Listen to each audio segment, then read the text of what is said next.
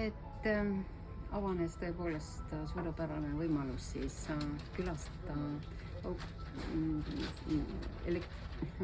aatomituumaelektrijaama. Mis koht see oli nüüd? Olkiluotos, jah. Ja igal juhul tasus see reis ära.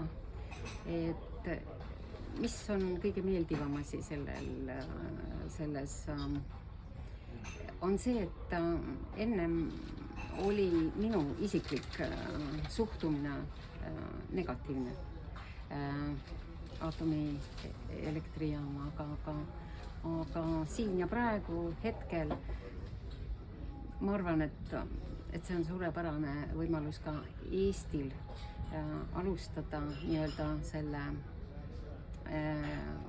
ametliku asja ajamisega ja seal tuumajaamas jäi minule küll meelde nüüd see, et kõik oli puhas ja see kartus, et seal on see kiirgus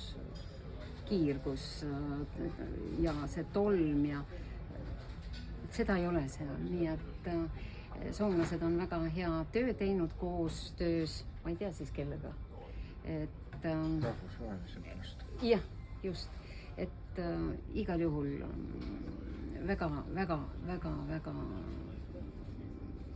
no ühesõnaga mul on hea meel, et ma sain selle reisi teha ja veenduda selles, et need asjad ei ole nii hullud, kui kardetakse.